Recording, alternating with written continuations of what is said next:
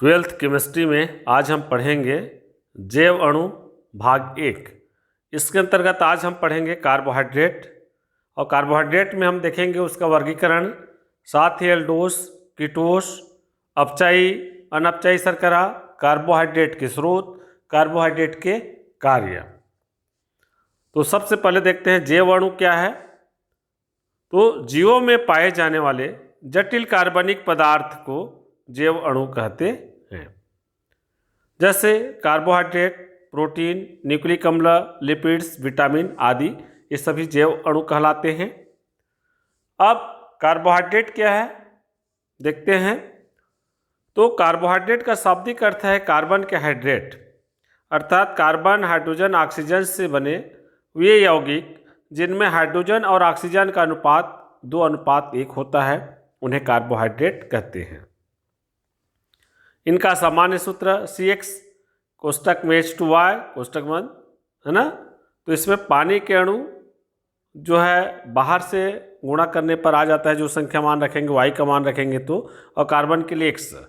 तो यहाँ X और Y संख्या हैं जो कि समान भी हो सकते हैं और अलग अलग भी हो सकते हैं, और इनके अंत में प्रायः ओस लगते हैं। उदाहरण है जैसे ग्लूकोज, फ्रक्टोज, गैलेक्टोज, मैनोज। तो इनका सबका सब सूत्र होता है C6H12O6, या इस फार्मूला के अनुसार हम लिखना चाहें C6H2O वाला में तो C6H2O की घात होल ट्वाइस 2 हो जाएगा। इसी प्रकार से सुक्रोस, मल्टोस, लैक्टोस, C12H22O11 है सभी का फार्मूला, या इस रूप में लिख सकते हैं C12H2O11। फिर सेलुलोज स्टार्च की बात करें हम तो C6H10O5N या C6H2O5N, इस प्रकार से सूत्र को लिख सकते हैं। तो ऐसे कार्बोहाइड्रेट की हम पुरानी जो परिभाषा की बात करें तो इसके अनुसार होता है कि कार्बन, हाइड्रोजन या ऑक्सीजन से बना यौगिक जिसमें हाइड्रोजन और ऑक्सीजन का अनुपात 2:1 होता है, कार्बोहाइड्रेट कहलाते हैं। आधुनिक अवधारणा में इसका अलग परिभाषा होता है। तो परिभाषा देखने के पहले एक नोट देख लें हम लोग। कुछ यौगिक में से हाइड्रोजन और ऑक्सीजन का अनुपात 2:1 तो है, लेकिन ये कार्बोहाइड्रेट नहीं होते हैं। जैसे एसिटिक अम्ल C2H4O2 है ना। तो 2:1 में देखिए ऑक्सीजन 2:2, हाइड्रोजन का 2 4 करेंगे, इसका 2:2, 2 4, तो 2:1 में है, लेकिन ये कार्बोहाइड्रेट नहीं है। इसी प्रकार लैक्टिक अम्ल का ऑक्सीजन 3 है तो 3 हाइड्रोजन 3 6, तो 2:1 आ गया हाइड्रोजन ऑक्सीजन का, ये भी एक कार्बोहाइड्रेट नहीं है। हाँ, कुछ पदार्थ या कुछ कार्बोहाइड्रेट होते हुए भी उनमें हाइड्रोजन और ऑक्सीजन का अनुपात 2:1 नहीं होता है। जैसे कि रेमनोस C6H12O5 गुणा करोगे 5 एकम तो 2:1 में नहीं आ रहा है हाइड्रोजन का, तो ये भी कार्बोहाइड्रेट है। तो इस प्रकार से इस पुरानी अवधारणा की परिभाषा को हमको निरस्त करने हुए आधुनिक अवधारणा में आना है। तो कार्बोहाइड्रेट की जो आधुनिक परिभाषा होती है इस प्रकार से है, वे ध्रुवण घूर्णन यौगिक जो पॉलीहाइड्रॉक्सी एल्डिहाइड या कीटोन देते हैं, मतलब ऐसा यौगिक जो पॉलीहाइड्रॉक्सी एल्डिहाइड या कीटोन होते हैं। या बोल सकते हैं वे पदार्थ जिनके जल अपघटन से पॉलीहाइड्रॉक्सी एल्डिहाइड या कीटोन बनते हैं, उन्हें कार्बोहाइड्रेट कहते हैं। तो आप दोनों में से कोई भी परिभाषा लिख सकते हैं। जैसे कि ग्लूकोज, फ्रक्टोज, सुक्रोज, सेलुलोज, ये इनके उदाहरण हैं कार्बोहाइड्रेट के। कार्बोहाइड्रेट की कार्य की बात करें तो पहला ऊर्जा प्रदान करने में, दूसरा कंकाल निर्माण में, और तीसरा है कोशिका झिल्ली निर्माण में, पादप में जो कोशिका झिल्ली का निर्माण होता है।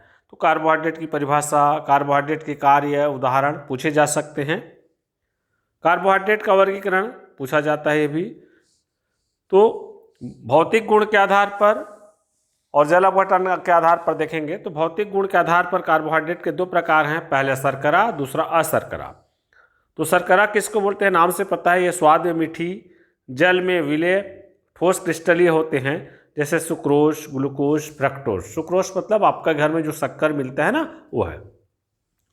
दूसरा है अशर्करा, नाम से पता चल रहा है, शर्करा मतलब मीठा वाला, अशर्करा माने स्वादहीन। तो ये स्वादहीन, जल में अविलेय और अक्रिस्टलीय ठोस होते हैं, जैसे सेलुलोज, स्टार्च, ग्लाइकोजन। जल अपघटन के आधार पर कार्बोहाइड्रेट का वर्गीकरण देखें तो 3 भागों में बांटा गया है। पहला मोनोसेकेराइड्स, दूसरा ओलिगोसेकेराइड्स, तीसरा पॉलीसेकेराइड्स। तो देखते हैं सबसे पहला प्रकार मोनोसेकेराइड्स। ये जल में विलय होती है परंतु इनका जल अपघटन नहीं होता है और ये ठोस क्रिस्टलीय होते हैं। मोनोसेकेराइड किसे कहते हैं पूछा जा सकता है 1 नंबर में। तो ऐसे पदार्थ या वे कार्बोहाइड्रेट जिनका जल अपघटन नहीं होता है, जैसे ग्लूकोज, फ्रक्टोज। और कार्बन परमाणु की संख्या के आधार पर ये जो मोनोसेकेराइड को पुनः 2 भागों में विभाजित किया गया है। पहला एल्डोस है और दूसरा कीटोस है। पूछा जाता है एल्डोस कीटोस किसको बोलते हैं।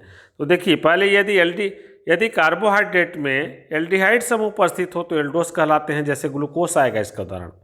अब कीटोस किसको बोलेंगे, वे कार्बोहाइड्रेट जिसमें कीटोन समूह उपस्थित होता है कीटोस कहलाता है, जैसा फ्रक्टोस है उसका उदाहरण। तो आपको एल्डोस किसे कहते हैं, कीटोस किसे कहते हैं, 1 नंबर प्रश्न में पूछे जाते हैं। बिल्कुल आपको आना चाहिए इनका आंसर जो है और उदाहरण समेत। ग्लूकोस एल्डोस है जबकि फ्रक्टोस में कीटोस, क्योंकि कीटोनिक समूह पाया जाता है। दूसरा कार्बोहाइड्रेट का प्रकार है ओलिगोसेकेराइड्स।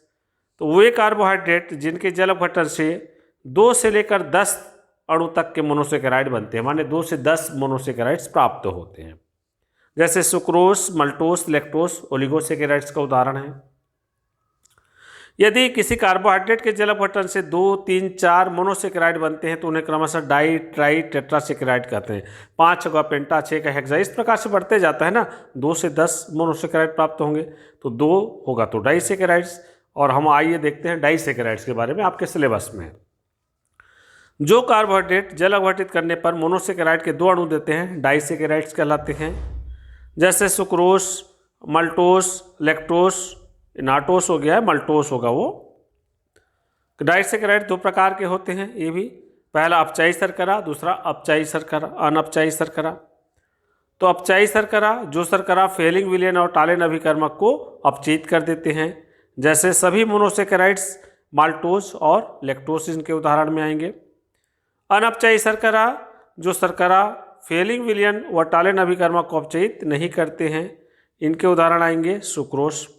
तो आपको याद रखना होगा अपचायी शर्करा किसे कहते हैं, अनअपचायी शर्करा किसे कहते हैं। 1 नंबर में पूछा जा सकता है या अंतर में भी पूछे जा सकते हैं, महत्वपूर्ण प्रश्न है। तीसरा प्रकार है कार्बोहाइड्रेट का पॉलीसेकेराइड्स। तो वे कार्बोहाइड्रेट जिनके जल अपघटन से अनेक मोनोसेकेराइड बनते हैं उन्हें पॉलीसेकेराइड्स कहते हैं, माने 10 से अधिक, 1000, 100 से ऊपर मोनोसेकेराइड्स बनेंगे तो उसको हम पॉलीसेकेराइड्स बोलते हैं, जैसे स्टार्च, सेलुलोज, ग्लूकोज, गोंद आदि, ये पॉलीसेकेराइड्स के उदाहरण हैं। और कार्बोहाइड्रेट की स्रोत की बात करें तो पौधों में जो कार्बोहाइड्रेट का स्रोत है, जैसे गन्ना है तो गन्ना से हमको सुक्रोज और सेलुलोज मिलता है। अंगूर, सेव, खजूर में सुक्रोज और ग्लूकोज रहता है। पुष्प के पराग या फूल के पराग जो बोलते हैं पराग, है ना, उसमें फ्रक्टोस रहता है जो कि शहद के रूप में मधुमक्खी जो इसको इकट्ठा करते हैं। चावल, गेहूँ, मक्का की बात करें, अनाज में स्टार्च मिलेगा। प्राणियों में या जीवों में भी देखें हम लोग, प्राणियों में तो प्राणियों में दूध जो होता है वो लैक्टोज पाया जाता है उसमें।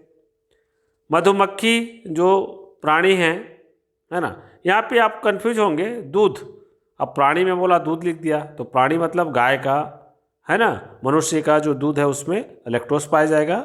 और मधुमक्खी ये प्राणी है तो इनमें फ्रक्टोस, ग्लूकोज दोनों का मिश्रण रहता है। शहद के रूप में आप लोग उपयोग भी करते हैं जिसको गांव में मदरस बोलते हैं ना, तो फ्रक्टोस बहुत अधिक मीठा होता है, जानते हैं। यकृत या लीवर, हमारे प्राणी शरीर में जो है यकृत या लीवर में ग्लाइकोजन संचित होता है। और एक नोट है, सेक्रिन शर्करा ना होते हुए भी सर्वाधिक मीठा होता है, 500 से 550 गुना मीठा होता है। पूछा जाता है सबसे अधिक मीठा कार्बोहाइड्रेट का नाम बताइए, तो कौन सा होगा, सेक्रिन होता है। Thanks for watching.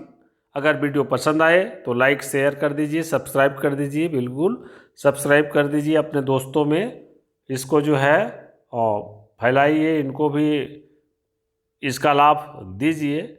साथ में ये जो YouTube चैनल मेरा दिख रहा है, ये जो है STTPSSLSWW.youtube.com NK चौधरी। इसमें जा कर के आप अपने क्लास के अन्य पाठ का भी अध्ययन कर सकते हैं। यूनिट वाइज है, बिल्कुल आपको आसान भाषा में नोट्स के रूप में बताया गया है। तो आज के लिए बस इतना ही। तब तक के लिए आप सबको पुनः धन्यवाद।